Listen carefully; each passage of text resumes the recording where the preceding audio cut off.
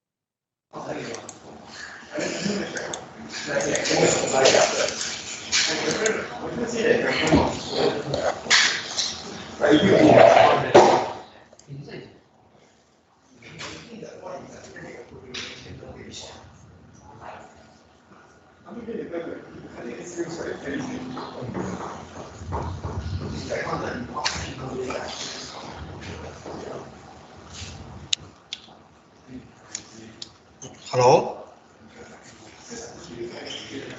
Hello?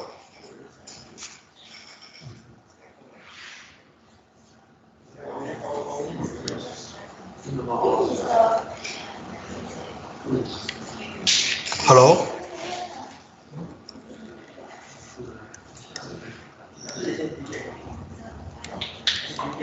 Hello? Hello? So for students attending online,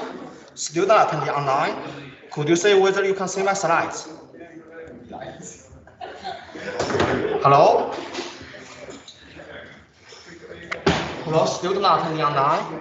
Student attending online, could you check whether you can see my slides?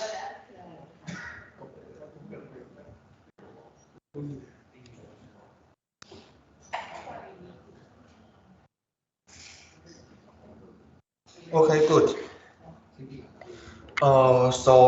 First, let me announce something. So I think you have all get your quiz.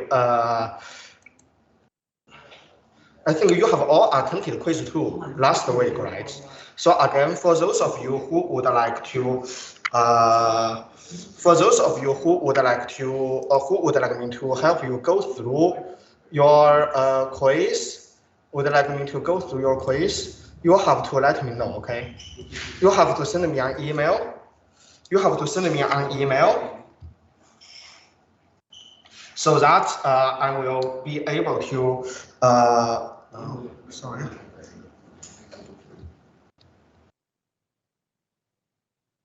So I think my slides is not moving right here.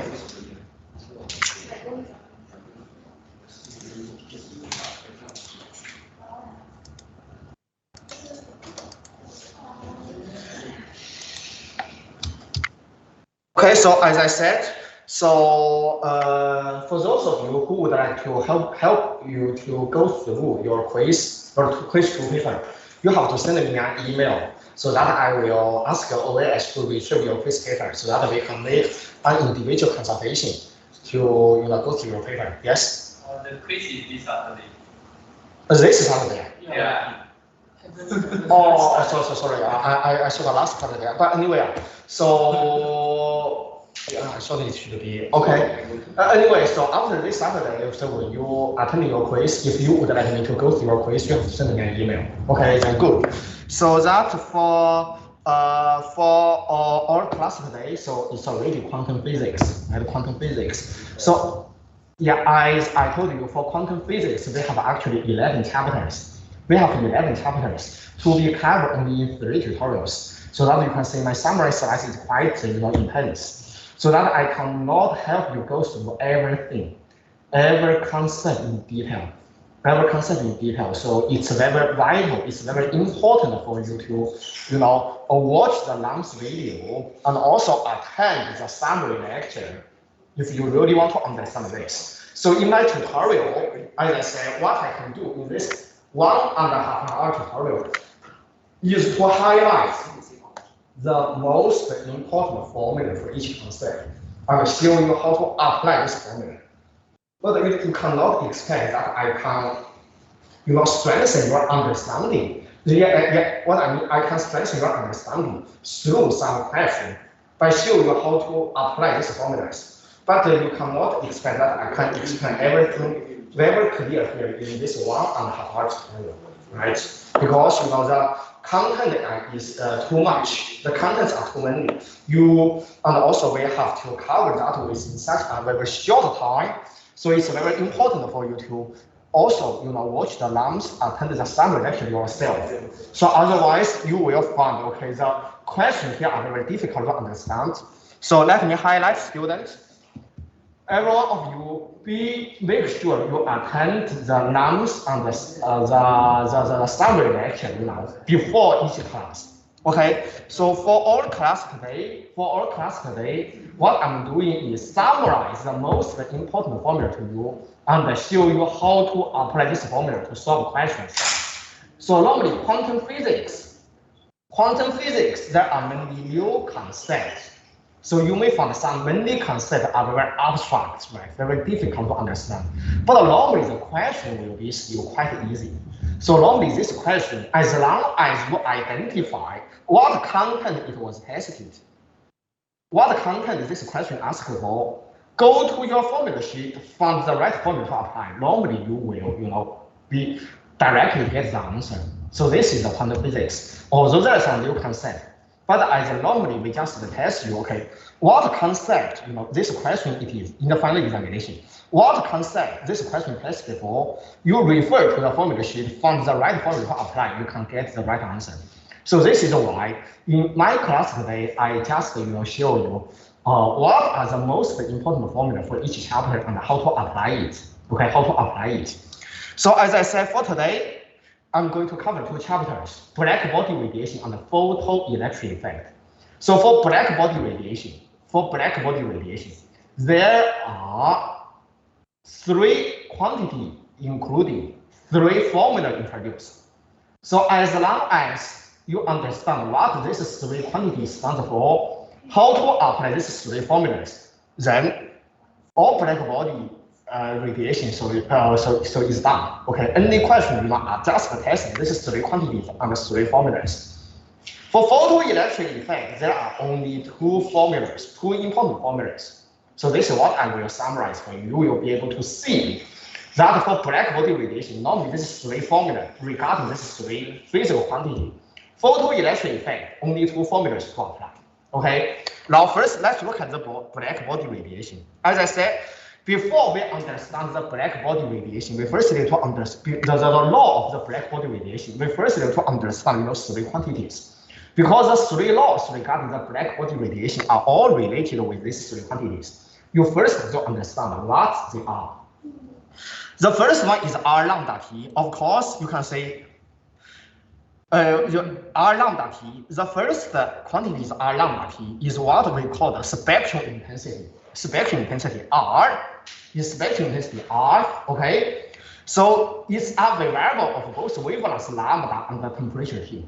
Okay, so if the wavelength change or the temperature change, and then this spectral intensity will change. Okay, then what does this stand for? The spectral intensity is the radiation power per unit area per unit wavelength. Okay, is the radiation power. So there are 2 parts: per unit area per unit wavelength. So we already learned last week, radiation power per unit area is what? Is intensity, right? So it's the intensity of light. So spectral intensity is the intensity of light divided by the wavelength. This is what we call spectral intensity. Spectral intensity is the intensity of light divided by the wavelength. So that if we integrate, okay, so in this case, if we integrate this spectral intensity with respect to the wavelength, we will be able to get the intensity of light. This IT is the intensity of light. Okay, so we know what does I mean by intensity of light? Because black body, which means if I have a black object, it will always radiate light. Like sun radiate visible light, or human body we radiate near-infrared light. And this is the intensity of light this object emits. emit. Okay. Spectral intensity integrate over the wavelength if there is a subscript, which means we are measuring the intensity of light from lambda 1 to lambda 2. Low subscript, which means we integrate over the whole wavelength from 0 to infinity. Okay, from 0 to infinity. This is what we call the total spectral intensity. Okay, the total radiation intensity. Okay, any question about IT? So this is similar to the intensity of light. Okay, intensity of light is the radiation power per area. Okay, radiation power per area. Okay, so this is the, I say, radiation intensity. So similar to intensity of light. So the last one, of course, is the radiation power. Radiation power. So it's a radiation intensity times the area of this radiation object. So that is the radiation power. The radiation power. So if we S is the area, of course, S times I is the total power radiated by the emitting object. Okay. So with a substrate lambda 1 to lambda 2, okay, means we are measuring the total radiation power from lambda 1 to lambda 2. Low subscript, which means we are measuring within the whole wavelength. Okay, we are measuring within the whole wavelength. Okay, so this is the total radiation power. So any question about the three quantities? Okay, so as I said, radiation spectrum, spectral intensity is a radiation power divided by the wavelength. Okay, then a radiation intensity, and IT just the radiation intensity. Okay. IT times S is the radiation power. Okay, these are the first three quantities. So black body radiation are just dealing with these three quantities. So the first law is what we call Stefan-Boltzmann's law. Stefan-Boltzmann's law tells us that this quantity, the total radiation intensity over the whole wavelength, is just proportional to the force power of the temperature. Okay, IT equal to sigma times the force power of T. This is Stefan-Boltzmann's constant. This is the first law. The total radiation intensity is just proportional to the force power of the temperature. This is what we call, okay, the Stefan-Boltzmann's law, the first one. So that if in the final examination you say the total radiation power of a black body, clearly it tests you to apply the Stefan-Boltzmann's law, identify the keywords, find the right formula to solve the question, as I said, okay? So the total radiation power of a black body, okay, is the keywords to identify Stefan-Boltzmann's law. Okay, clear? So the second law now is the Planck's law, okay? Planck's law actually will be quite difficult, so you don't have to remember. Of course, it will be given. So Planck's law just give you the expression of this spectral intensity R lambda T. So as I said, R lambda T is only a function of lambda and T. So you can say lambda appear here, and also in this guy, in this e to the lambda here, and the T only appear here. So you can say R lambda T is a function of both lambda and T. Both lambda and T. Okay? Both lambda and T. So that if you plot R lambda T as a function of lambda at a fixed temperature, you will be able to find that it will follow, this mountain shape. Okay, it will always have a peak maximum. It will always have a peak maximum at a finite wavelength. Okay, this guy, if you fix the T, plot this guy as a function of the wavelength, you will be able to find that it will have a peak maximum. Okay, peak maximum. And also, when you increase the temperature, you will be able to find that the spectral intensity will become larger and larger.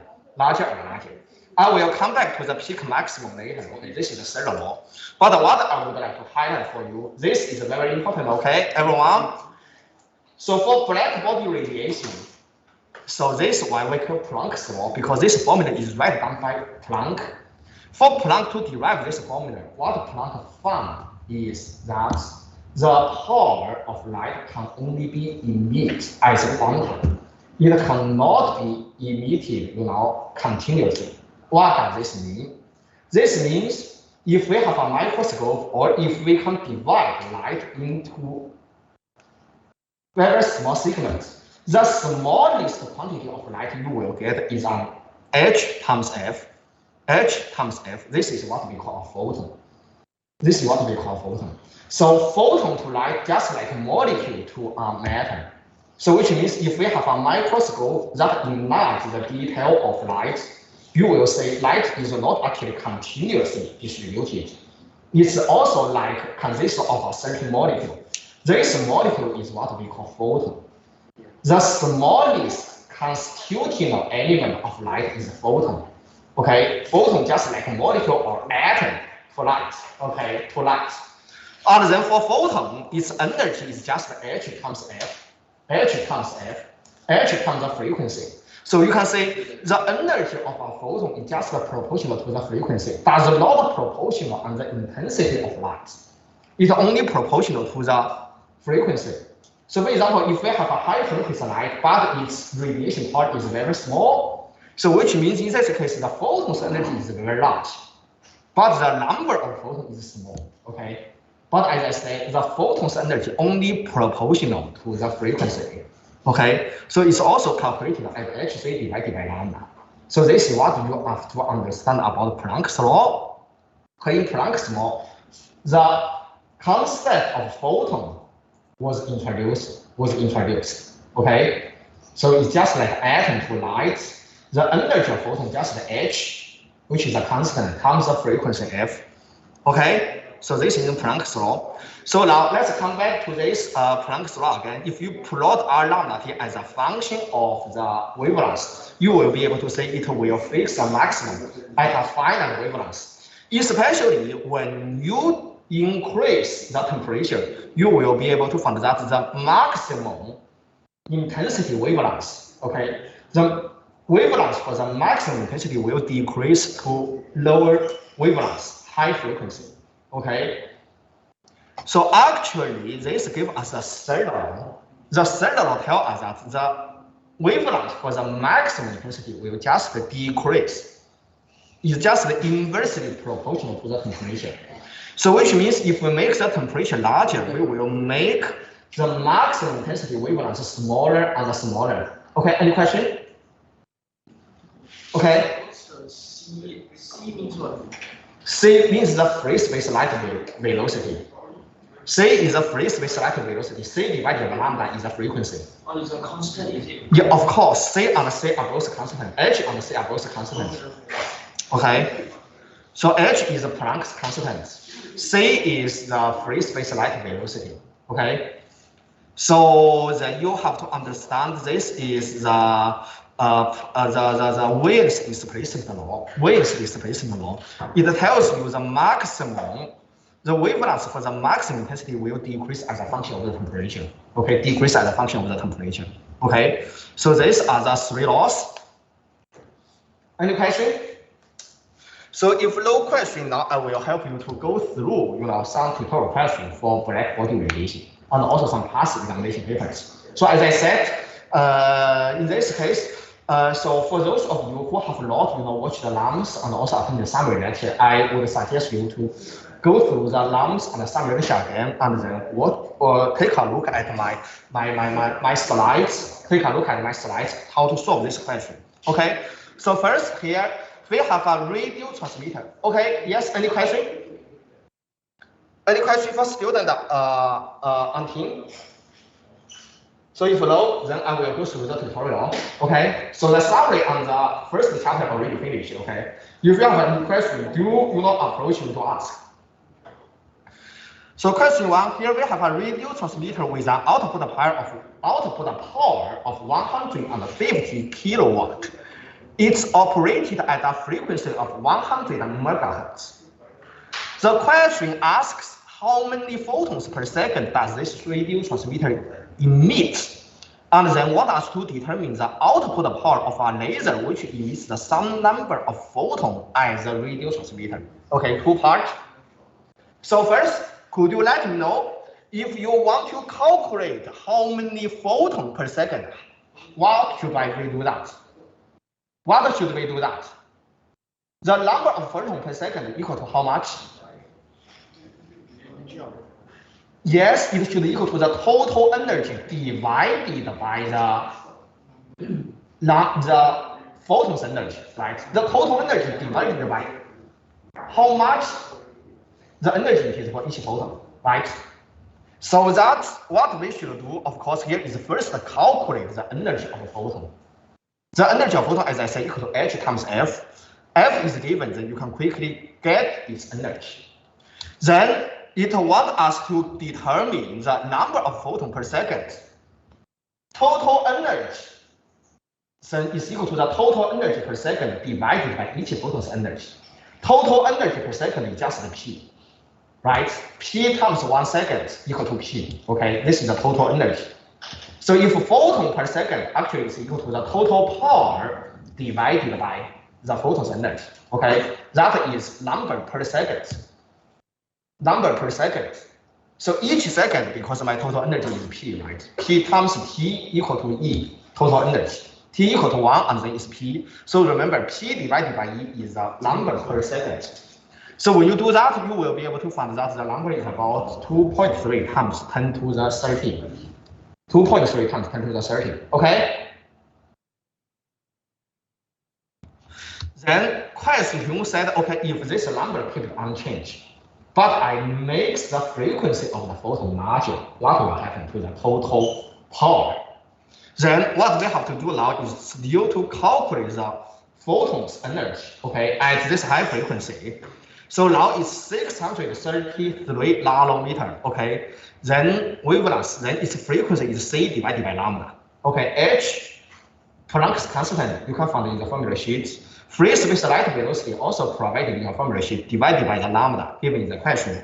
You can get the energy of photon. Energy of photon. You can say it's about, compare of the radio frequency, it's about 7 order of magnitude larger. 7 order of magnitude larger. Then if the photon number remain unchanged, I want to find the total power. Then total power should now equal to the photon per second times E, okay? According to this formula, P equal to N times E. Because my N remain unchanged, now E become about 7 order of magnitude larger. So that my power also becomes 7 order of magnitude larger. Now it's equal to 7.1 times 10 to the 11 volts, okay? So you can say at the radio frequency and the light frequency, because of the huge difference in the frequency, even we have the same number of photons, the output power of the source, will be significantly different. Significantly different. A radio transmitter, we can say when the radio wave hit you, you will not feel anything. But if we keep the same number of photon unchanged, instantly at this power, this is a laser, then you will find okay uncomfortable because the laser intensity is too strong. Okay, it's too strong. Okay, so this is what we call test for photon. So normally it wants you to first calculate how many photon number per second, or give you the wavelength or frequency of photon, actually to determine the total output power of light. Total output of light. Then remember first to calculate the energy of photon. Then use P divided by E to get the number of photon. N times E to get the total power of the light source. Okay? Any question? The EV that you need is what? Sorry? The EV. Oh, EV is so you write here is already correct. EV is another. So EV is energy unit, so similar to joule. Okay, the joule divided by this guy 1.6 times 10 to the 19 is EV, and EV times this guy will change this power to joule. Okay, so it's just so which means I write is EV, which means no matter you write this number or this number are both correct. Okay, because it's just a different unit for the energy. So we can write the photon's energy as EV or as joule. Okay, both are correct. I write the EV, so which means you get this is right, or you get this is also correct. Okay, clear? So then question 2, the question 2 is perhaps the one of the, so it was actually very important. Sometimes it will not very often, but it has been tested several times in the final examination. This is one thing you have to understand. And also, in my opinion, this is the only way that Planck's law will be tested. Okay, the first one is a photon. This one is about how Planck's law will be tested. Okay, so it tells you that we have a black body. whose temperature is 7,500 Kelvin. So it has a circular emitting area. So its emitting area is a circle with a diameter of 0.05 millimeter. Then I want you to find out the number of photons per second emitted by this circular object. Okay, by this circular object within the wavelength from 500 to 501 nanometer. 500 to 501 nanometer. Okay. Again, we are found the number of photons. So in this case, what we have to do is find out the total power. Okay, the total power emitted by this circular emitting object divided by the energy of photon, we can get the number of photons. Okay, as I said, when you see the question asks you to determine the total number of photons, it's always a total power divided by the energy of each photon. Okay, so in this case, we need to find out first the total power and then the energy of each photon. The total power and the energy of each photon. Okay, so that for Stefan, so because the question wants us to find out the wavelength total power within the wavelength range 500 to 501. So which means we have to apply Planck's law and integrate this Planck's law R lambda T within this small wavelength range. Now, here comes the most important part.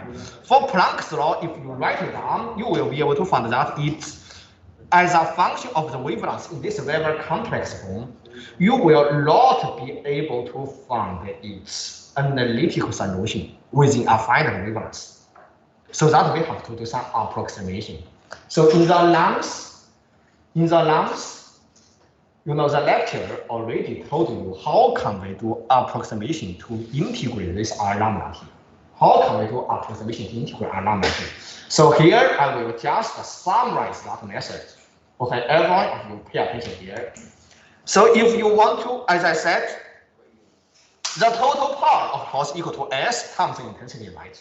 The S is an emitting, is a circular object, so it's pi r squared. IT, the total intensity, equal to the integration of R lambda T from lambda 1 to lambda T. Okay, from lambda 1 to lambda T. So that when you want to evaluate this integration, so I think the key point here is to evaluate this integration, okay? Is to integrate this evaluation. Okay, so every one of you understand, right? P equal to S times IT.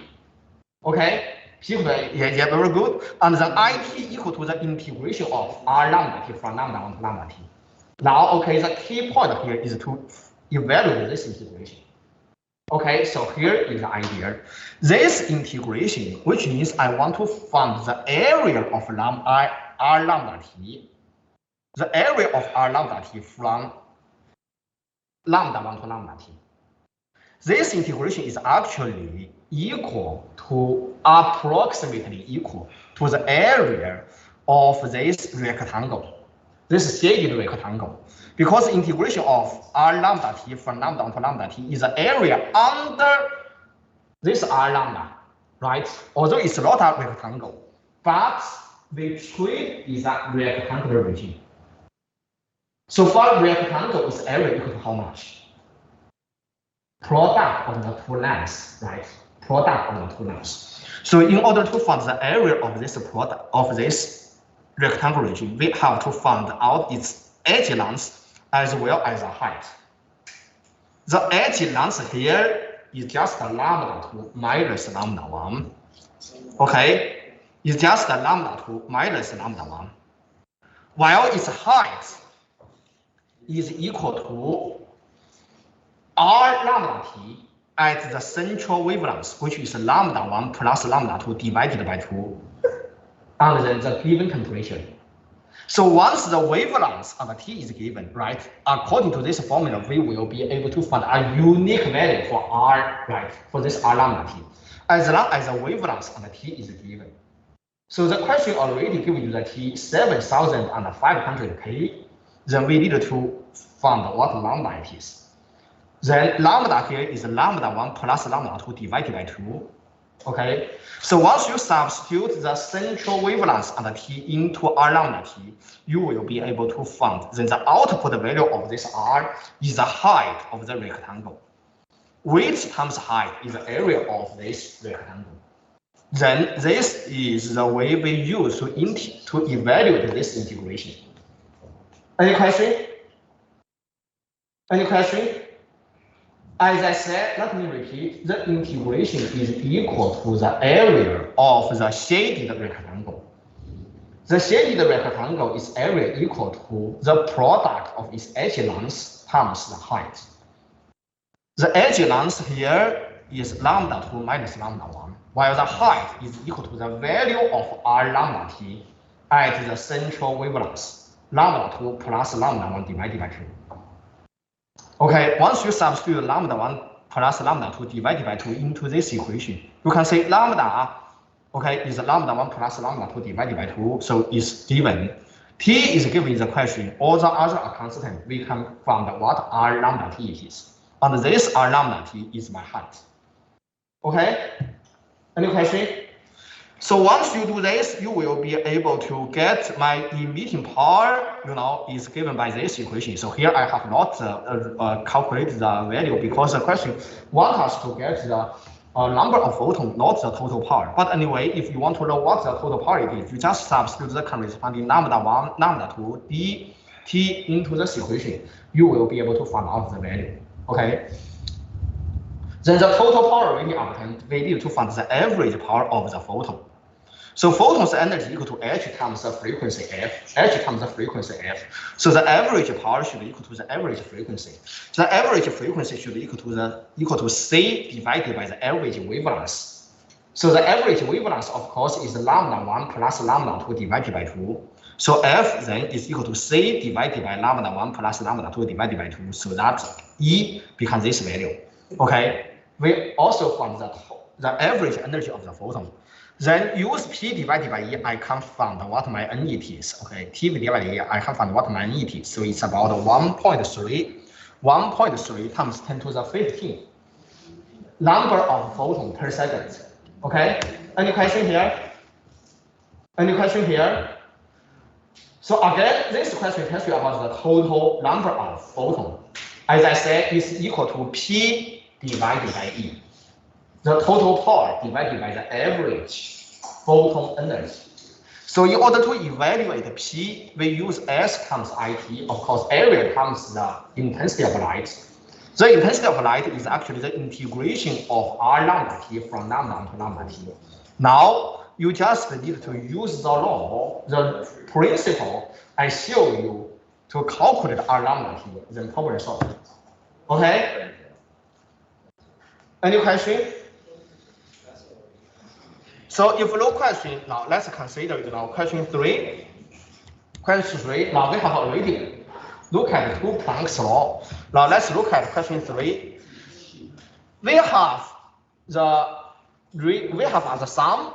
Okay, we have a sum. Its radius. Sum of course is a sphere. Its radius is about 7 times 10 to the 8. This is the radius. And then the question also gives us the total output power of sun is this value. Then I want you to calculate what is the surface temperature.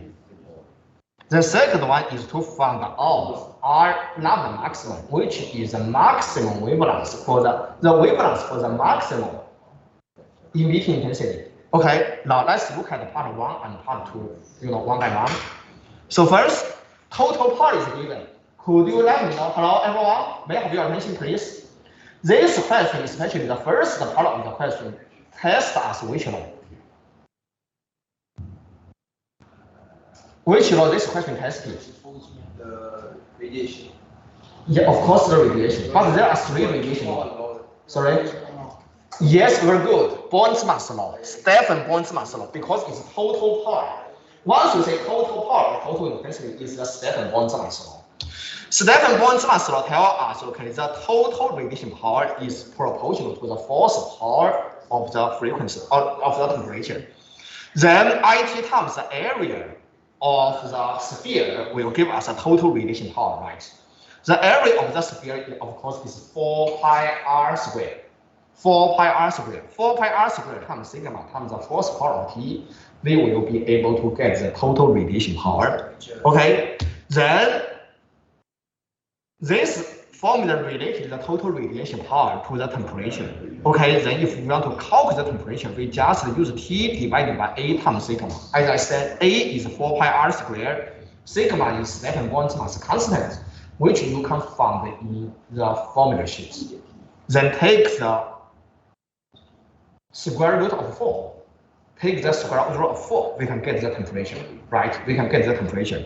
So you can say it's about 5,750 Kelvin, okay, Kelvin, okay. About 6,000 Kelvin, okay. So which means once an emitting object, its surface temperature is about 6,000 Kelvin, it will just emit visible light, Our human body is about 300 Kelvin, okay, about 20 times, temperature lower. 20 times temperature lower than the temperature of sun, so that we emit mid-infrared light. We are not emitting visible light, we emitting mid-infrared light. Okay, so our emitting wavelength is about 10 micron. Okay, is about 10 micron. Then I get here. I want to find what are lambda maximities. Which law should I apply? Very good. Wind's displacement law. So you directly apply Wind's displacement law, you will be able to find the wavelength. You can say it's just 500 nanometers, about something around the yellow or green, okay, yellow or green color. So it's in the visible frequency. If you use this guy divided by 300K, so you will get about 10 micron. Okay, you will be able to get about 10 micron. 10 micron is what human body is radiating.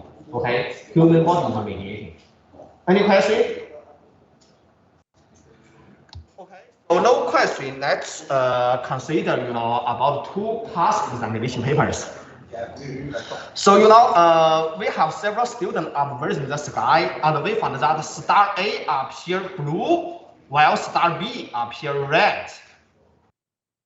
Okay, if we try the light emission from this star, just like the black body, and explain which star should have higher temperature. So blue and red, which means the wavelength or frequency is different. So if I know the temperature of that emitting, if we know the emitting wavelength, so this is actually lambda maximum similar to, okay? If we know the emitting wavelength of the object, want to determine the temperature, which law should I apply? Very good, still Wind's displacement law. So that what we know is R maximum times T, so which is the maximum emitting wavelength, okay? Maximum emitting wavelength equal to a constant. So which means if my lambda maximum smaller, my T will be higher. Okay, and then for star A and star B, which one should have a higher temperature? You just compare which one has a smaller wavelength. Smaller wavelength corresponds to high temperature. Which emitting wavelength is smaller? Very good. Star A. Star A is blue. Blue has a shorter wavelength than red. Okay, blue is 400. Red is 700. Okay. Blue has higher frequency, smaller wavelengths, so that my star A should have a higher surface temperature. Okay, so this is one past examination paper, 6 marks. Okay, very easy to get. Okay, and then when you identify the keywords, normally you write up the formula, you can get the final answer. Now let's look at another one. So here we have several. black. Okay, so just one note for student attending online. So if you found that there is any frozen of my voice or my slides, just unmute yourself and let me know. Okay. So here we have two black bodies. Okay, with circular aperture. Okay, they have a circular cross section. Okay, so the energy can only emit from this circular aperture. Okay. It radiates total energy per second. However, they have different temperature and different emitting area. But they emit the same amount of total power. Okay, they emit the same amount of total power. Of course, we know according to Stefan-Boltzmann law, temperature is different, which means the light intensity is different, right? But the area, of course, they are also different. Then the intensity times the area are the same. This is what this question tells us. They have different temperature, so that different emitting intensity.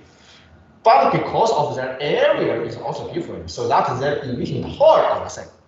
So the question tells us that, okay, the temperature and the radiation peak wavelength, which is lambda maximum, for the hotter black body are TH and lambda H.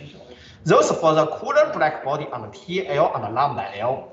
I told you the diameter of the hotter body is just 1/2, 50% of the cooler one.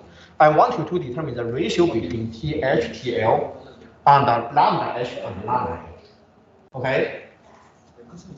So in order to determine the ratio between TH and TL, which law should I apply? Which law should I apply? Hello? Yes, already the right answer because the question gave us the total radiation power. Once you say total radiation power, the first thing is to write down the second Boltzmann law. Once you write it down, even you didn't get any answer, but you identify the right formula, at least 2 marks will be awarded to you. Once you say total radiation power, write down the Stefan Boltzmann law. So that what we know is okay. From Stefan Boltzmann law, we know IT equal to sigma T times the first part of T. So this gives us a total emitting power, pi r squared, because it's a round circular radiation cross section. Pi r squared times sigma force power will be the total radiation power. For high and low temperature, the total radiation power are the same. So that we just submit RH and TH, RL and TL into this formula and equal these two together. Because these are the total radiation power, these two are the same. Okay? So that one is proportional to R squared. The R is equal to T force power. So that rearrange this, cancel out pi and sigma. Rearrange this equation, you will be able to say my TH divided by TL, just the square root RL divided by RH. RL divided by RH is 2, as given in the question. So that we know TH divided by TL is equal to square root over 2. Okay, square root over 2.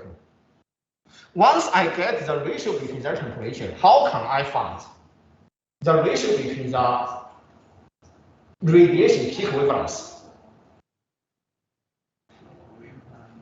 Yes, with displacement law, because once the temperature is given, I want you to find out the wavelength ratio. Then apply with displacement law. R lambda maximum times T equal to a constant. So which means my lambda H times TH equal to lambda L times TL. So that my lambda H divided by lambda L should equal to TL divided by TH. Now it's 1 divided by square root 2. Problem solved. Right, again, this is another classic examination papers. As I said, once you identify the correct formula to apply, normally it will directly lead you to the answer. So that here comes to the most important conclusion here. For quantum physics, your final examination, do search for the keywords. Total radiation power, Stefan Boltzmann's law. Okay, if it gives you the temperature or the wavelength, want you to find out the ratio between wavelength or temperature, then that is with displacement law. Okay, with displacement law. Okay, any question? Okay, any question? So the keyword you also say black body radiation is the. Oh yes, black body radiation total power, that normally is Stefan Boltzmann's law. If you take the temperature of the black body, what is the emitting wavelength, something like that, then with displacement law. So just know how to use the formula. Yes. This is what you should do for the final examination. Yes, not okay, good. Any question? No question, we will continue to the second chapter, photoelectric effect. Okay? How about the Planck's law? Sorry? Planck's law. The Planck's law is normally related with photon. As I said, the Planck's law can only be tested in such a way so that it gives you, for example, the problem for Planck's law, asks you to calculate what is the total radiation power with a certain wavelength, or the total emitting photon with a certain wavelength. So this is the only way it will be tested. So the other, for example, if it's related with the total is a whole wavelength, then there is nothing to do with Planck's law, Stefan Wald's law, that is temperature and wavelength with this law. Only we have a finite black body radiation within a finite wavelength. That is Stefan Wald's law. So that is Planck's law. Okay. Good. Nice. So that photoelectric effect. Okay. So even more abstract.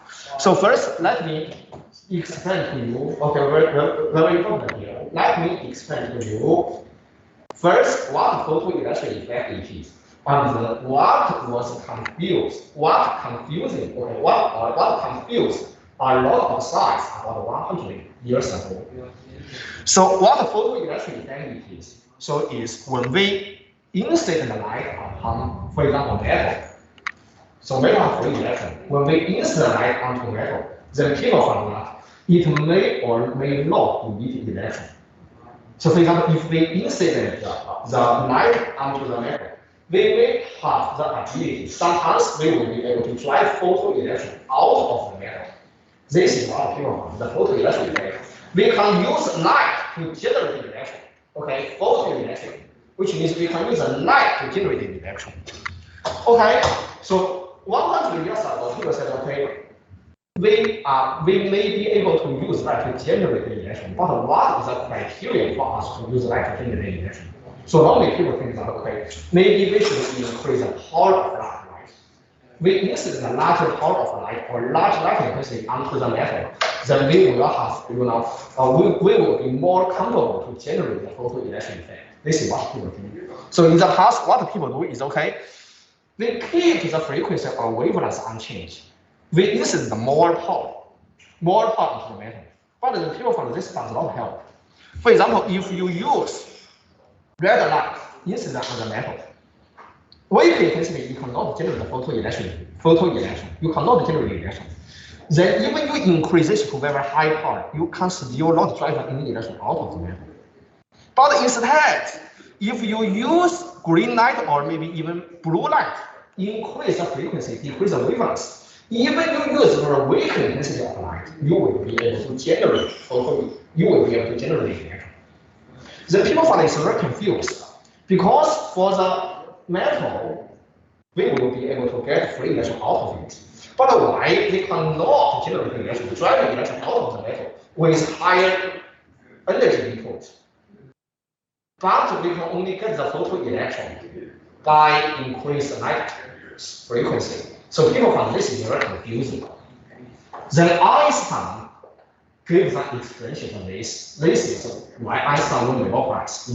Einstein won the Nobel Prize because of the explanation to photoelectric effect, but not because of the theory of relativity. Okay. Then Einstein said, okay, when you increase the light, if you keep the wavelength unchanged, increase the light energy or intensity, what you do is increase the number of photons per second. You does not increase the energy of photon per second. But for photoelectron generation at the quantum level, each electron can only interact with one photon. So no matter what is the intensity of the light or what is the density of the photon you incident onto the metal, if the frequency keep unchanged, the photon's energy keep unchanged. Because one electron at a time it only interacts with one photon. So that even you increase light intensity, the photon's energy keep unchanged. It does not help you to generate the photoelectron. Only when you increase the frequency of light, you increase the photon of the energy, then you will be able to get photoelectron. Okay, then Einstein wrote down this very important formula. Okay, as I said, photoelectric effect, just two important formulas.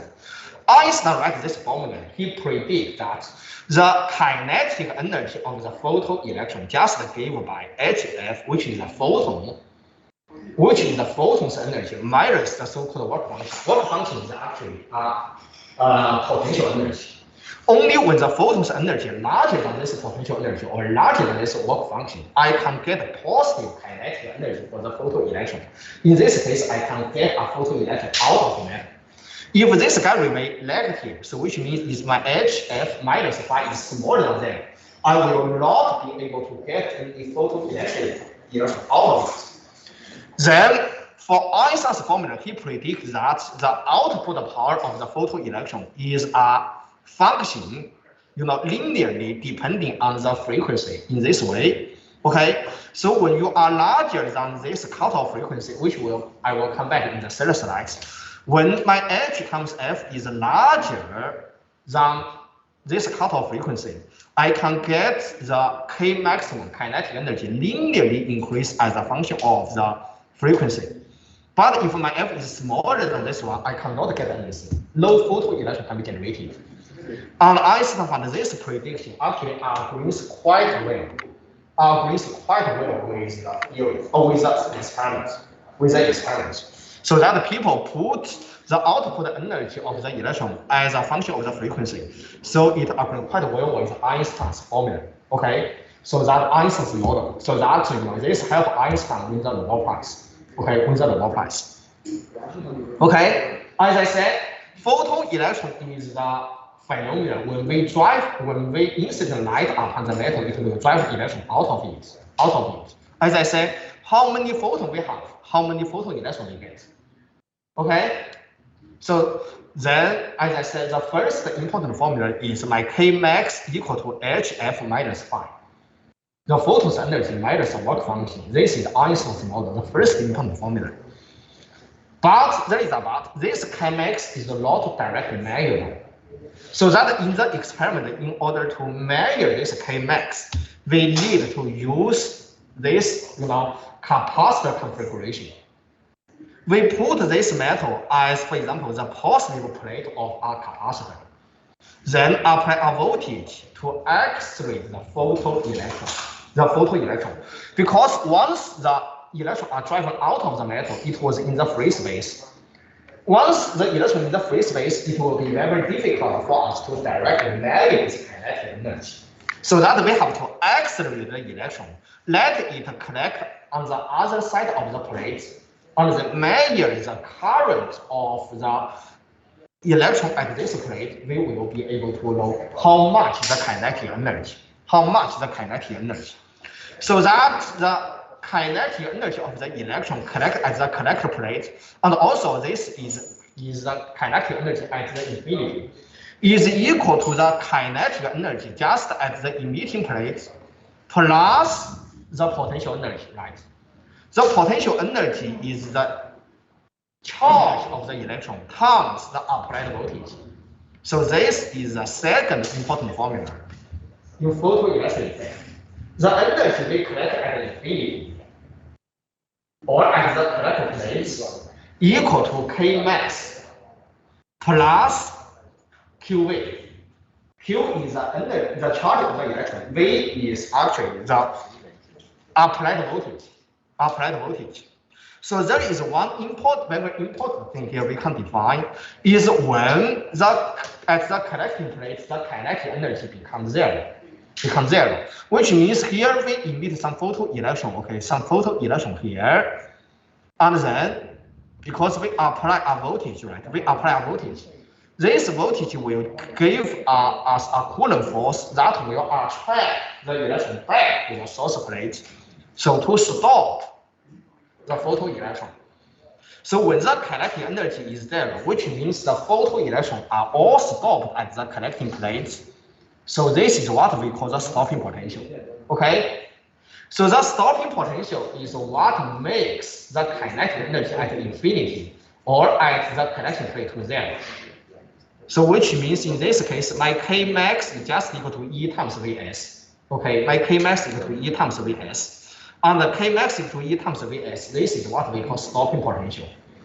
So then in the future, if you see some keywords like the stopping potential, it just tells you K max equal to E times Vs.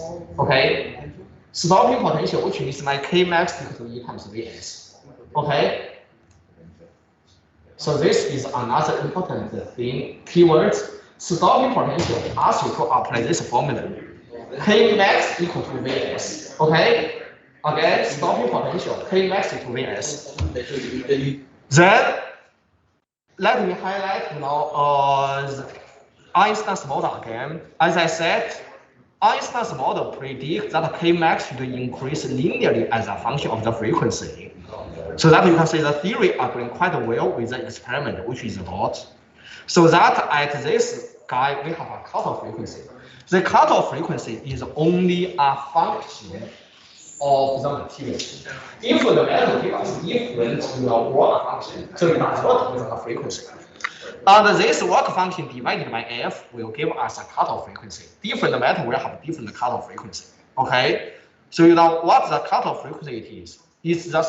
Is the smallest frequency we can drive photoelectron out of metal. So mathematically, h times f naught equal to phi. Okay, h times f naught equal to phi. So you can say in photoelectric effect, we actually have two formulas, but you know another two extended formula. The first formula is Kmax equal to hf minus phi. Kinetic energy of the photoelectron can be calculated in this way. And then the extended formula is the definition of the cutoff frequency. So when Kmax equal to 0, such a frequency is called the cutoff frequency. The energy at infinity, Kmax plus EVS is the energy we have at infinity. So this is the other formula. When K infinity equal to 0, such voltage is called the stopping potential or the stopping voltage. Okay, Kmax equal to Vs. This is the extended formula. Okay, so two principal formula and two extended formula for the photoelectric effect. So only these two extended, the two principal formula and two extended formula that will be tested in the photoelectric effect. You have to understand it all. So when you identify this question as a photoelectric effect, we only have these two principal and two extended formula to apply. You don't have any other formula to do. Okay? Okay? Photoelectric effect. Okay? Already highlighted all the formula for you. Then let's look at some questions. So here we have a beam of ultraviolet light of a wavelength 250 nanometer incident on metal. Then I gave you the voltage applied here is minus V, minus 1V. Clearly the applied voltage is given. Applied voltage is given. We should apply this K infinity equal to Kmax plus EVS, right? Because only this Einstein formula don't have the applied voltage. Only this formula has the applied voltage. We have to apply it. Okay? So that will give you once the applied voltage is minus 1, then the emitted electron at infinity will have a kinetic energy equal to 2eV. Okay? So then the energy at infinity, the energy at the collection plate is given. It wants you to determine the work function and the cutoff frequency of the metal. So as I said, once we have the applied voltage, we should have my K infinity equal to Kmax plus my voltage times the charge of the electron. This equal to 2eV. 2eV is 2 times 1.6 times 10 to the minus 19 joule. Okay? So that you can say minus and minus cancel out each other. This is 2 times E, this is 1 times E. So that I can get my Kmax just equal to 1 times 10 to the 1.6 times 10 to the minus 19 joule. So this is 1 eV. This is 1 eV. So my Kmax is 1 eV already there. Once my Kmax is given, I want to calculate the work function. Which formula should I apply? Kmax equals. Yes, very good. The Einstein's model. So for photoelectric effect, Einstein's model will always be tested. This is what I can tell you. Einstein's model will always be tested. Once you identify this is a photoelectric effect, the first thing you should write down is Einstein's model. As I said, it will be always tested, Anyway, okay. Whether this formula will be tested depending on whether the applied voltage is given or whether the stopping potential is given. If the stopping potential or applied voltage is given, we also need to apply this formula. But if there is no stopping potential, no applied voltage, such keywords, then we don't need this formula. Okay, we don't need this formula. But if there is applied voltage or stopping potential, some keywords like this, we need to apply this formula. Okay. So then we apply this formula to get the Kmax, as I said, we only left one formula to apply, is Einstein's model. So that Kmax equal to HF minus phi. So phi should now equal to HF minus Kmax. Wavelength is given, I can calculate what my frequency it is. Minus this guy, I can get my phi is about 3.9 eV. So work function is given, how can I get the cutoff frequency? Cutoff frequency is HF equal to phi naught, right? Extended formula, HF naught equal to phi. Okay, so once the cutoff frequency is given, I can directly get my, or once the work function is given, I can directly get my cutoff frequency. Use phi divided by h, so that I can get the answer. Clear? Photoelectric effect also direct apply the formula. As I said, photoelectric effect, this formula, Einstein's model will definitely be tested. Whether the other formula will be tested depending on whether you have keywords like the applied voltage or stopping potential. So now we just apply Einstein's model or combine the applied voltage formula with this one, then you will be able to solve the question. So this is a clear example. Any question? Okay, good. Are you sure? Then I will continue to the second one. Then you will find this is even simpler. Okay. So here we have a student doing experiment on the photoelectric effect on two different kind of metals, and then found the following two pieces of information. First, the stopping potential for metal 1. The stopping potential for metal 1 is about 1.48 V, larger than that for metal 2. This is the first thing. The second thing is a cutoff frequency, F naught, okay? The cutoff frequency for metal 1 is about 40% smaller than metal 2. So which means my cutoff frequency for metal 1 is 60%, 0.6 times the cutoff frequency of metal 2. So that I want you to determine the work function for each metal. The work function for each metal, okay? So first, as I said, clearly this is photoelectric effect. For photoelectric effect, once you say it's photoelectric effect, first thing is write down Einstein's model. Kmax equal to HF minus phi. Kmax equal to HF minus phi. Okay, so the first question tells us that when we incident the sun photon, the sun frequency of photon onto metal 1 and metal 2, and metal 1 and metal 2, then the stopping potential is different. The stopping potential is different. The stopping potential equal to how much? Kmax plus Yes, it's EV times Vs. The stopping potential is actually K infinity equal to Kmax plus EV equal to 0. So which means the extended formula for that applied voltage is my Kmax equal to EVS. EVS, right? This is the stopping potential. Then you just inject stopping potential into the first equation. So that. And for metal 1, we have E times Vs equal to HF minus phi 1. For metal 2, we have E times Vs2 equal to HF minus phi 2. Remember here, my F is the same, although the question does not give us what the value is. We know they are the same. So that we use equation 1 minus equation 2. So the left hand side becomes EVS1 minus EVS2. F cancel out each other, so that on the right hand side I have phi 2 minus phi 1 equal to this guy. Okay, so the question already tells us what my Vs1 minus Vs3 is, because Vs1 is larger than Vs 1.48, larger than Vs2. Okay, so which means my Vs1 minus Vs2 equal to 1.48. Then E times this guy will give us an energy equal to 1.48 eV. Phi 2 minus phi 1 equal to 1.48 times eV. Okay, because it's E times this guy, so it's eV. So that here we already get the first condition between the work function phi 1 and phi 2. If we want to find what's the values for phi 1 and phi 2, we need another equation. So this comes from the second piece of information. it tells us that the cutoff frequency is 60%.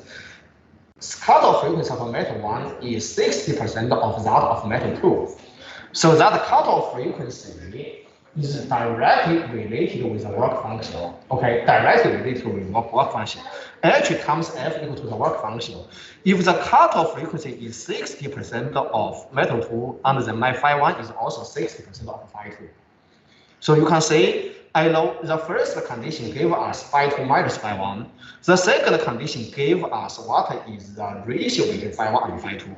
Two equations combined together of phi 1 and phi 2, which is 2.22 and 3.7. Okay, 2.22 and 3.7. Okay. Then any question? Hello? Any question for this one? Still directly apply the formula, okay? Got one small problem. Yes. When the formula you have K max equals to EVS, right? Yeah. The previous formula is E infinity equals to K max plus EVX. Yes. Then if you make the K infinity equals to 0. K max equal to EVS. But the K max plus EVS equal to 0. Then if you invert it, move it to the other side, it's minus 1. No. This E is this guy is positive 1.4. There is no minus. Also, EVS don't have the minus sign. Yeah. This E of course does not have this minus sign. This E does not have the minus sign. Oh. Because the electron have a charge equal to minus E, not positive E. Oh. Okay. Okay, good. So you just remember this extended formula, is also actually this guy without this minus sign is here. Okay. Yeah, EVS. The EVS is a positive 1.6 times 10 to the minus 19. Okay. Okay. Good.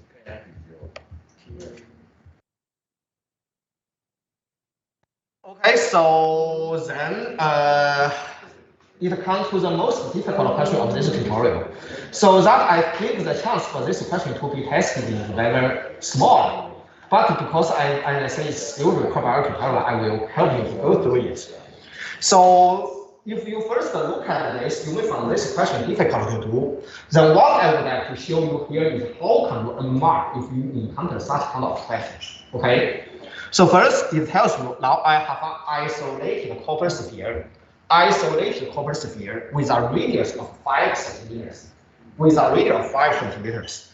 Initially, it is uncharged, and then we illuminate ultraviolet light of a wavelength 200 nanometer onto the metal, so that it will be able to drive electron out of this metal sphere. Once the metal sphere loses electron, it will get a positive charge, right? Okay. Then the question wants us to determine the amount of charge that can be induced on the sphere due to the photoelectric effect. Then how can the photoelectric effect is related with the amount of charge induced on the sphere? Okay, so you may find this confusing. But now let's explain this question one by one. So first, sometimes you may find this question difficult to understand, right? How are the amount of charge related with the photoelectric effect? But anyway, we already identified from this question, it tells us about what? Photoelectric effect, right? As I said, once you encounter photoelectric effect, the first thing to do is what? Sorry? Yes, very good. Apply Einstein's formula. Very good. So that even you don't understand what this question asks for, but you know it's photoelectric effect. As long as it's photoelectric effect, the first thing to do is apply Einstein's formula. Okay? K max into HF minus 1. Always do this. As long as it's photoelectric effect, always do this. Then F is given the question because wavelength is given here. Potential, work function is also given 4.7 So that when you apply Einstein's formula here, okay, Einstein's formula here, you will be able to directly get, okay, my K max is how much? Right? You will be able to get K max into this guy. As I said, once you get this one, you will be able to award 50% of the total mark. Already you get, even you doesn't look what the question tell us for. But if you apply this formula already get Kmax, you will be able to get already 50%. Or 1/3 of the, then depending on how the question was awarded. But as I said, if this question was 12 mark, at least this will won 4 to 6 mark. This will be given 4 to 6 mark. Okay? Then another, if you want to get more, as I said, apply apart from Einstein's formula, I have another formula for photoelectric effect, right? K infinity equal to K max plus EVS. Then if I set K infinity equal to 0, I can get what my EVS is, which is 1.5 volts. Then if you get this, you will be able to award now 8 marks out of this field. So the other 4 marks, if you don't understand this question, you could just give me now. Because you already you get more than 60% of the total mark in this case. Okay, but anyway, this is the Kmax driving out of the metal. Now let's look at if you want to solve this question, what should we do next? So this is what the picture they have. First, the sphere is uncharged. I incident light onto this to get photoelectron, so that the sphere will get a positive charge, right? Electron has a negative charge. My sphere has positive charge, so there will always be Coulomb attraction between the positive charged sphere and the photoelectron, right? In the past, the photoelectrons are not generated enough, so that the source sphere, the source metal sphere, is not positively charged.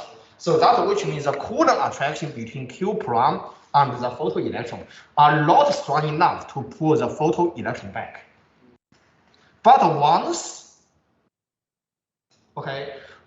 my sphere get enough charge, the Coulomb attraction is enough, it will stop the photoelectron to reach infinity and pull it back. Then to let the negative charge, the photoelectron, to be combined with the positive charge sphere. This is when the total charge of the sphere come out into it. Okay, so what this question looking at is ask us to find out this critical point. When the charge on the sphere will be able to completely stop the photoelectron and pull it back. Then can you let me know at this case, what will be the voltage on the sphere? When the voltage on the sphere is exactly equal to the stopping potential, okay? Because when the voltage on the sphere is exactly equal to the stopping potential, it will stop the electron to reach infinity, okay? It will stop the electron to reach infinity. So we know once the sphere get a positive charge, according to Coulomb's formula, it will have a voltage Ke times Q divided by R. Right, Ke times Q divided by R is the voltage. Once Q is enough, so that my V sphere reaches the stopping potential, then it will stop the electron to reach infinity. So in the beginning, the V is not large enough, right? The V is not large enough, so that according to this formula, my E plus minus E times Vs. Vs in the beginning is 0, so that the Kmax, K infinity is approximately equal to Kmax, thus electron can still reach the infinity. Once there are more and more photoelectrons generated, so that my sphere get more and more positive charge, my Vs become larger and larger. Once it reaches the critical value, so that my Kmax plus minus E times V becomes 0. Then the electron can no longer reach the infinity, but pull it back. So that what this question asks us is to set the potential on the sphere equal to Vs, which is 1.5. Okay, clear? Good. In this case, as I said, my Vs is already calculated. What should I do is I just set this guy equal to my Vs. Substitute back into this question, I can get, okay, the charge on the sphere is about 8.3 times 10 to the minus 12 Coulomb. 10 to the minus 12 Coulomb. If you use this guy divided by the quantity of E, the quantity of the electron, and then it's about 5.2 times 10 to the 7. So only this number of electrons can be generated and pulled out of the metal. The other photoelectron generated will all be pulled back, because at this part, the potential on the sphere already reaches the stopping potential. Any photoelectron generated in the future process will be absorbed back, will be pulled back by the sphere again, cannot reach infinity. Okay? Any question? Any question? Any question? Yes. How do you get that formula from RK and over QK? How do you derive that formula? You set this equal to EVS. This equal to sorry, this equal to VS. Oh, then you put it back to the Kmax equals to EVS. Yes. So this equal to EVS, right? My Kmax equal to EVS. Kmax equal to EVS. So Q, you can say Kmax divided by Q. Q is my electron, so it's VS, right? Kmax divided by Q is VS. K, as I said, what you should do here is you set this guy equal to VS. VS is actually, VS here actually equal to, let me see whether I can write anything here. But anyway, VS here equal to Kmax divided by Q, right? Kmax divided by Q. Kmax divided by Q, and then you just put K, E, and R to the right hand side of the equation, then you can get this. Okay? Good?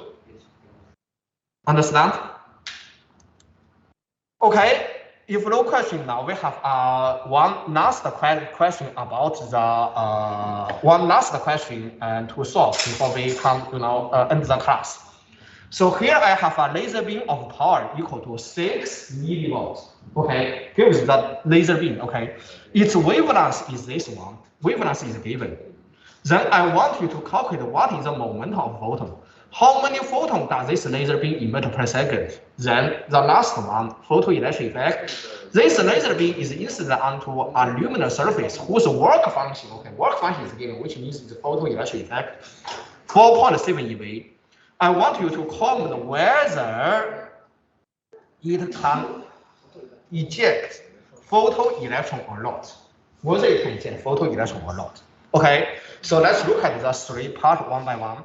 So part one, what is the momentum? As I said, the energy of the photon equal to H times F or Hc divided by lambda. Then the corresponding momentum equal to H divided by lambda. Okay, H divided by lambda. H divided by lambda equal to P equal to H divided by lambda. So that we just substitute the corresponding wavelength and the Planck's constant into this equation. You will be able to get P. Okay, directly apply the formula. The second one is how many photons does the laser beam emit? Okay, as I said, it's the total power P divided by E. Then to solve the second part, we first need to get what is my photon's energy. H times F, which is Hc divided by lambda. H, Planck's constant, times the velocity of light divided by the corresponding wavelength. I can get my E is about 1.94 eV. So which is 3.1 times 10 to the minus 19 joule.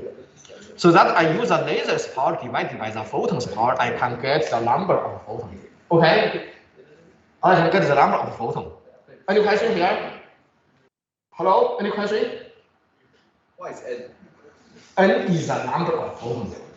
The number of photons equal to the total power divided by the energy of photon. This is the first question also. This is exactly the same as our first tutorial question. You can use the power divided by number of by the energy of photon. You can get the number of photons per second. Okay. As I said, let me highlight for you again. The number of photons per second is the total power of the laser or the light source or the radio transmitter divided by the energy of each photon. Okay. Good. Then once the photon's energy is given, P laser divided by E give us the number. Okay? Okay. EPH is the energy of each photon. the energy of each photon. P is the photon power. Okay. Then the energy of photon is 1.94. So could you comment on whether now look at part 3? I get the energy of photon is 1.94. Will it be able to emit photoelectron from this aluminum whose work function is 4.3? Give me an answer.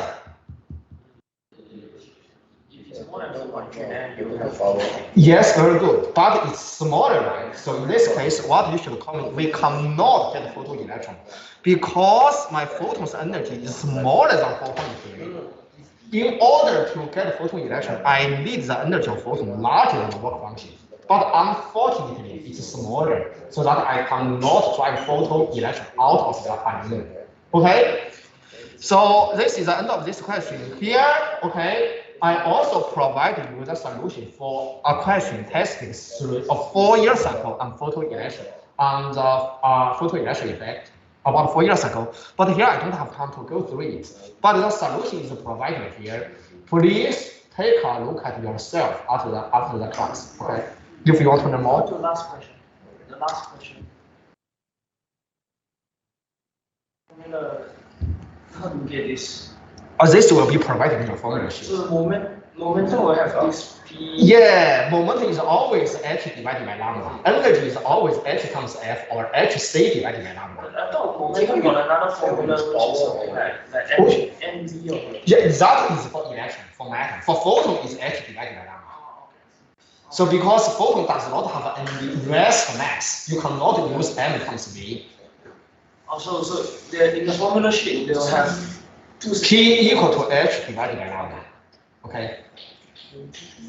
Good.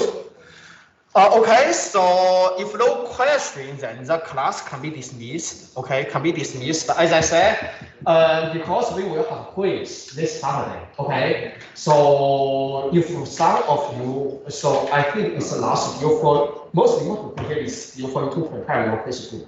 Okay, still prepare your quiz too. So look at the first 3 chapters for electromagnetics, the electricity. Okay, if you have any question, just let me know. Remember, we have a Friday afternoon consultation session. Okay, if you want to do consultation online, you have to email me so that we make appointment. Okay, good. If no question, the class can be dismissed.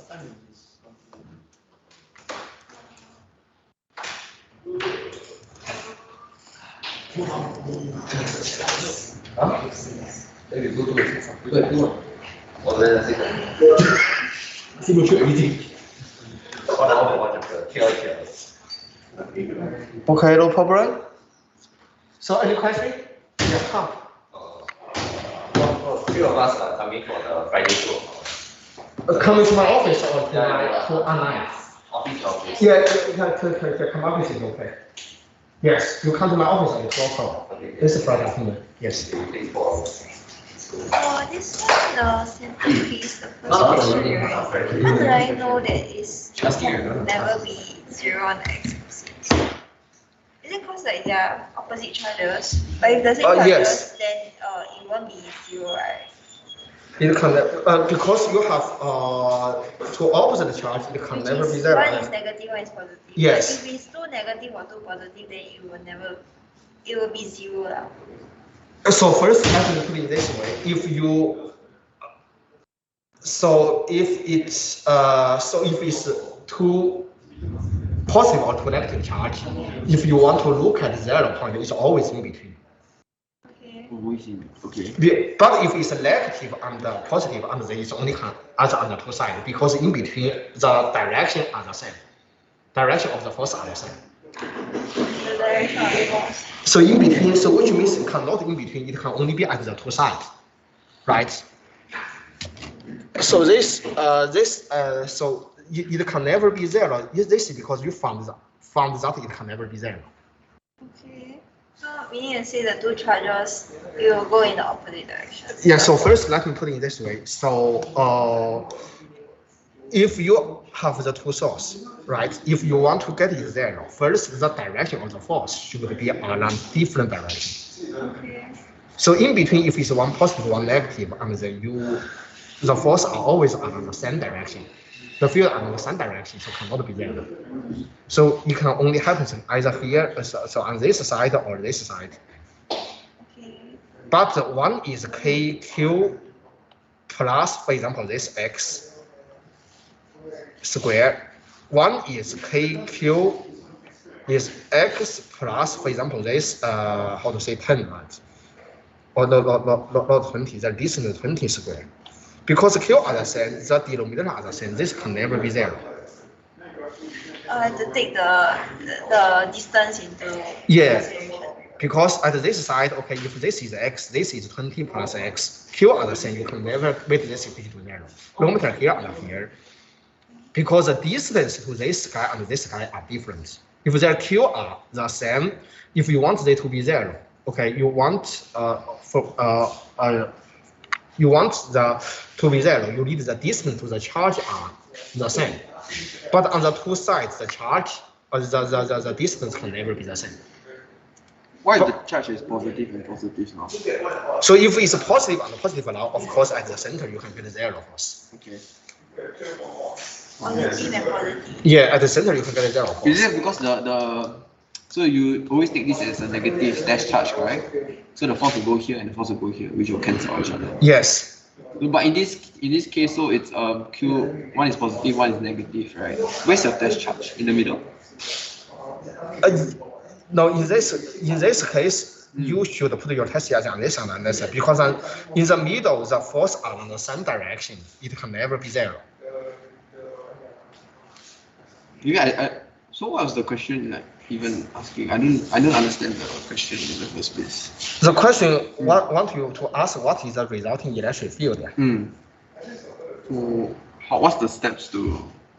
So first you need to find out where the force should have the electric field should have two directions. Okay. Yeah, on opposite direction, so it will cancel out each other. Okay. So this is what you should look at. Where the electric field will be on different direction.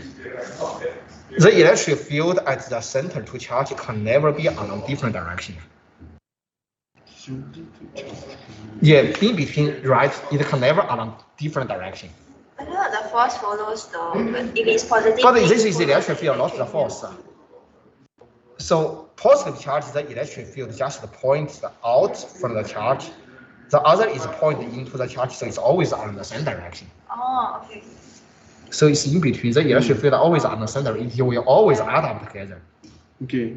So that in the center you can never get the electric field equal to zero. But at the other side, the electric field are on the opposite direction, but their magnitude cannot be the same because R is always different. Okay, I think. Okay. So the only time it will be equals to zero if both charges are of the same polarity. Yes, Okay. if they are of the same polarity. Okay. I understand. So different polarity then only Zero. Yeah, but also if the charge, if they are not the same, for example, if this is Q, this is 2Q, then you can get it to zero. If they are different polarity, if different polarity, then it can either be at this position or this position. You can get it equal to you can get it because Q are not are different now. If for example, if this for example, if this Q is just twice of this guy.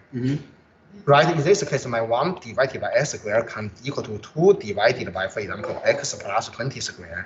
And then now you can solve this question. So it also depends on the the the amount. amount.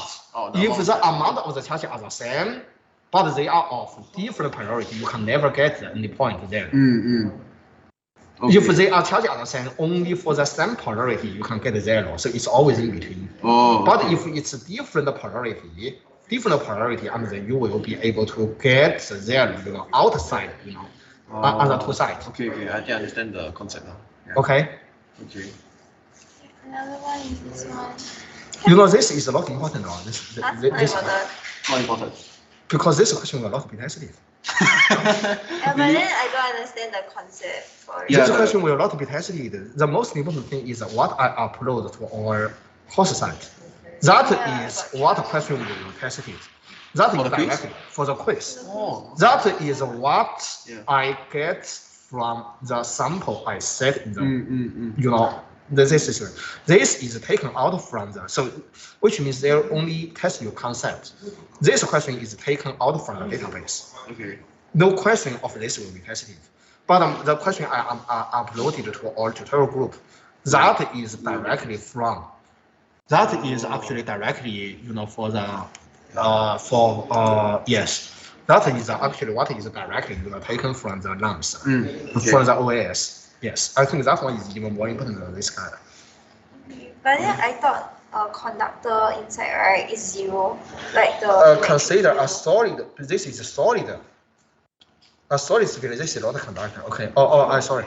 Consider a solid sphere conductor and a solid sphere insulator with the same radius of r. Yes. So both of them have electric charge uniformly distributed on the surface and have the same charge. Surface charge density. The sphere insulator does not have any other charge except for the charge on the surface. And then these two are exactly the same. Both spheres have the same.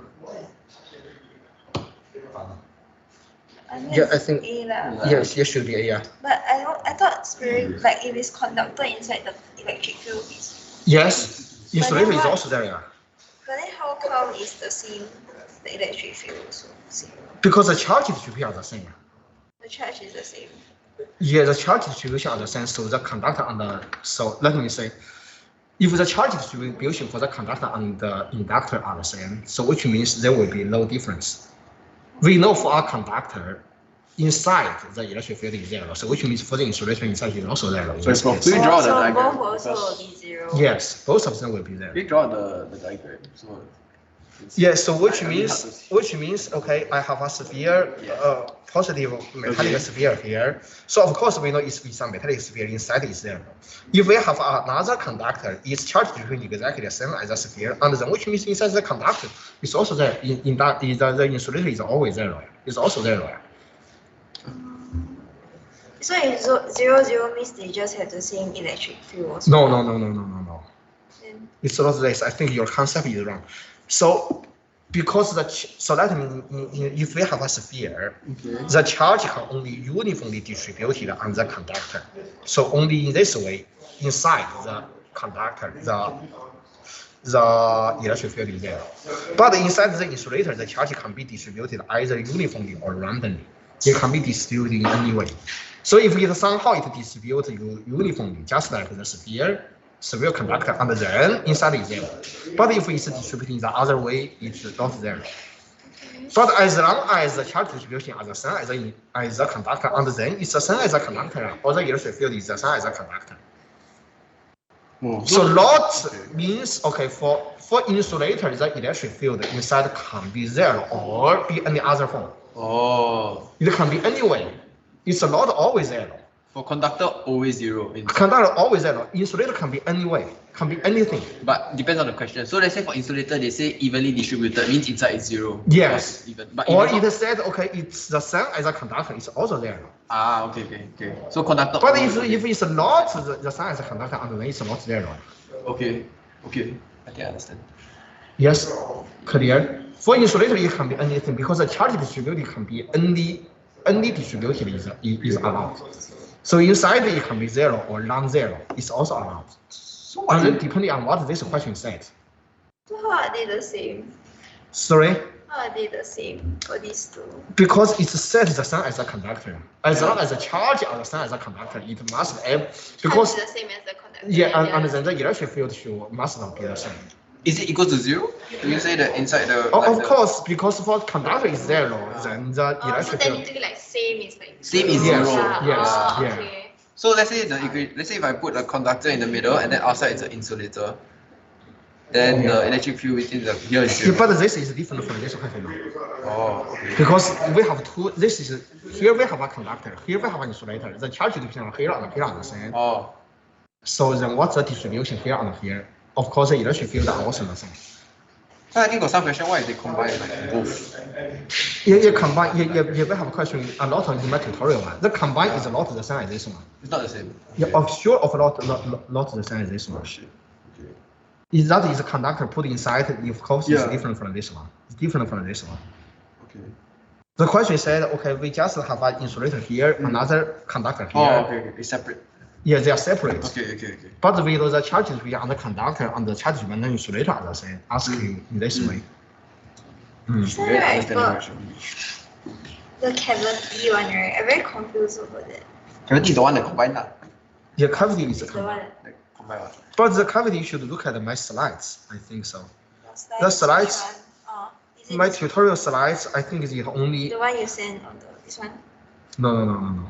The cavity one is actually the electric potential one. It should be on the third one. So you mean yes? This one? Yeah, this one. Oh, The cavity is always this. So if I inside the inner boundary always minus the charge put inside, always this one. this one. Yes. On the outside, if it's grounded, then out surface is zero. If it's non-grounded, and then it's a total charge plus cavity. Okay. So it's always this. So is this? Yeah, always this two case, no other case. Okay. So just apply the formalism. You don't need to worry about any other things. I can't. Yeah. What's this? Okay, insulator means okay, conductor is always zero. Insulator means if even if you okay. Oh yeah, when do I do use this formula, the DQ? When they say they want the When you want to do surface integration, yes, surface charge, line charge, you have to use but DQ. why some of it I don't need to do integration, I So- can just Also, if multiply you just no integration multiply, yes, you so forget how do about I this. know when I need to just multiply or integrate? Because if you have discrete point charge, that is a multiply. But if it's a line charge uniformly distributed or surface charge uniformly distributed, then that is integration. So if So it's distribution or just the points. If it's multiple point charge, just the summation is okay.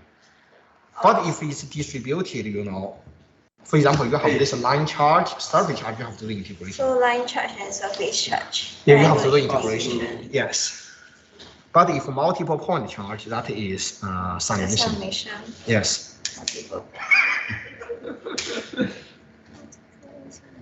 I call a snake. So I just follow these steps to get Yes. It's a style. Basic snake style, okay. Please do that. Confuse them. Before I start the match, I Don't really confuse them. you know the Jackie Chan you do the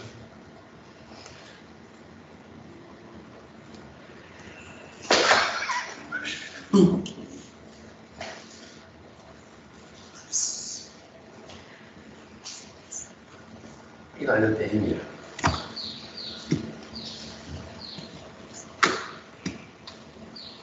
Okay, that's all. yeah, that's all. Okay. Are you sure? Yeah, Okay. Good. but if anything with Friday, we Yeah. Okay. yeah. Okay. So yes. Just one. Starting with this one, right? I already understand how you explain this. So basically, this idea after you get this one, right? This part of the Yeah, but then This is what is R lambda here? Right. Yeah. Okay. Lambda 5. Right. You replace lambda by lambda 1 plus lambda 2 divided by 2. yes, that's how you. Yes. But teacher, you know, photon energy, right? You want to find this HF, but how do you get this 2HC? Is it because there's Average. lambdas average? Yes. So 2 lambda alpha is I use the central frequency still this as the average lambda. Lambda 1 plus lambda 2 as the central It's lambda. just HC divided by half of lambda 1 plus lambda. Yes. HC divided by the average lambda. Average lambda is the central wavelength. Okay. So HC divided by lambda, that lambda replaced by the central wavelength. Central wavelength is lambda 1 plus lambda 2 divided by 2. Okay. Yes. Understand. Then for this one, it's just using the values that you find here and here. Yes. Divided together, you get this one. Yes. Okay, this question is just making T the subject, then bringing A and sigma down Yes, yeah, for the other part, yes. Because sigma is given, A is 4 pi isolated, so you can get it. Then for this question is also using the idea of B equal to F lambda, right? For this color. Sorry, I don't understand. Because I was wondering, you were saying about lambda max just now, whether you can actually use this formula to find the higher your lambda, the lower your temperature. Yes. So if I use the idea of optics, B equal to F lambda. Y equal to why this have anything to do with optics? Nothing to do with I know, optics. but if let's say you know the idea of if a blue color light regarding V equal to F lambda, your lambda will be bigger Y equal or to smaller. what? So sorry. Because I was because the idea that I was getting just now was Lambda equal to C divided by F. So you mean you so what you are talking about? Yes. because I was wondering about this V equal to F lambda where your velocity, your V is not constant, your frequency and lambda changes. Yeah. Of course, the higher the frequency is, the smaller the wavelength is. Yes, so I was wondering if it has to do with this formula whereby blue has a higher frequency and a lower lambda, and compared to a red one which has a lower frequency and higher lambda, it will affect the temperature, right? For this case. So I don't understand what you're asking. So if we have a blue color of course is higher frequency, lower wavelength. Yes, correct. Thank you, bro. Yeah, okay, no problem, bye. So if the wavelength is smaller and the T is higher, Okay. then because a blue color of course have shorter wavelength. Yes, correct. The shorter wavelengths have larger temperature. But why you talking about this one? You don't have to worry about the frequency. You just look at the wavelength. Okay. Right, blue has shorter wavelength. Shorter wavelength. Okay. And then there is only lambda and T that you don't have to worry about the frequency. Okay. Yeah, so if I ask you which one has the higher frequency, blue or red, and then you apply this optics formula. But if it's a high temperature and then lambda and T is a Wen's space, has nothing to do with that formula. So you just need to know whether the lambda is higher or lower. Yeah. Okay. Of course.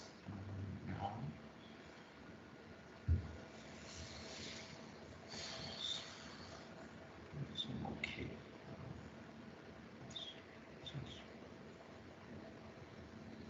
So it's okay. That's one question. That's okay.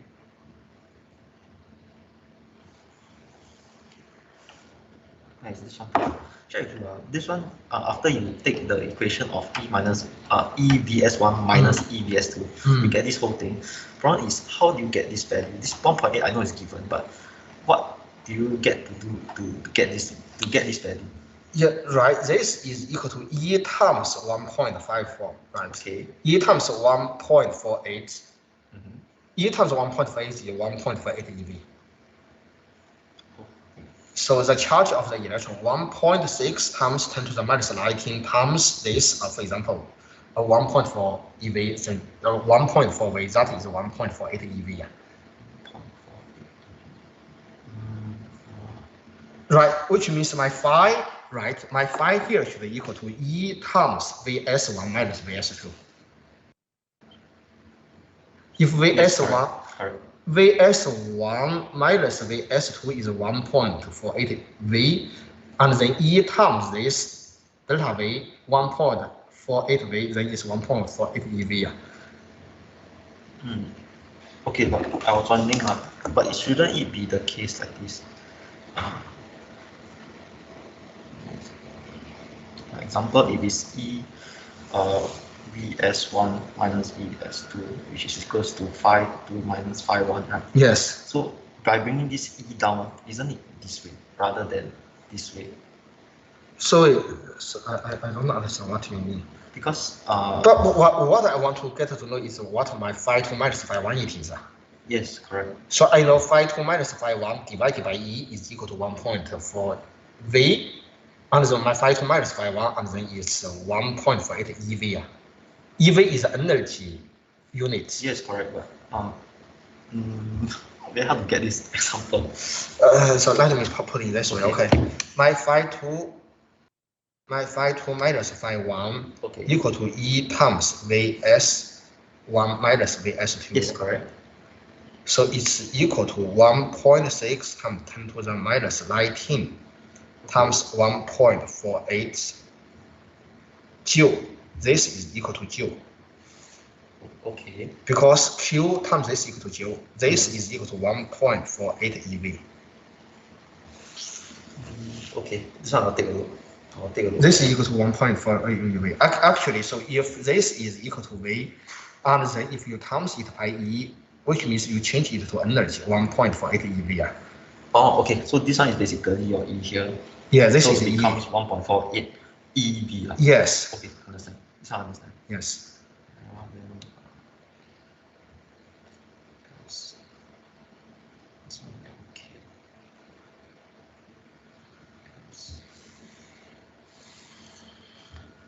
Yeah, just now regarding this question, I asked you a while ago. I'm still not so sure about this. What do you mean so sure about this? How do you derive this equation? This is the part where I still get a little confused. So as I said, this one I don't think you can. You will want to write here instead. So my V, right? My V equal to KQ divided by R, right? Yes, correct. As I said, this equal to Vs. Okay. Right? Mm. Vs equal to K max divided by E. Am I right? Yes, correct. So that these two are equal to each other. You put R here or here. I just write it as a Q. Yeah, my E is Q, small Q. Okay. And then if you want to get a Q, you can say my Q should be this guy times R times K max. Oh, okay. So it's just using divided by Q, then divided by this K. Okay. You just put this K to the denominator, R put the numerator, so that you can so just equal to what this. you are doing is just equating this equation to this equation. Yes. To this equation, then using the part whereby they are equivalent to VS, make Q the subject. Yes. Okay. You want to calculate the Q because this Vs is created by this Q. Okay. You just equal this guy and this guy, so that you make Q as a subject we want to determine. Okay, understand. So it gives you that equation. Okay. Okay. So I understand. Okay. And shouldn't be after this. Okay. This one is this is okay. The rest are okay. Okay, done. Okay. Thanks, Prof. Okay, no problem. Okay, hello.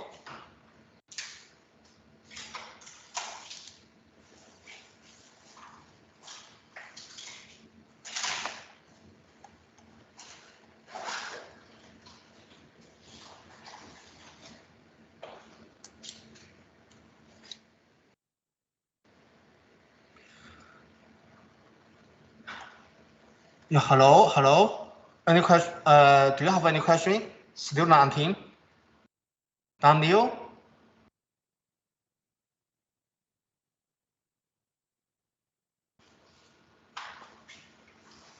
Hello?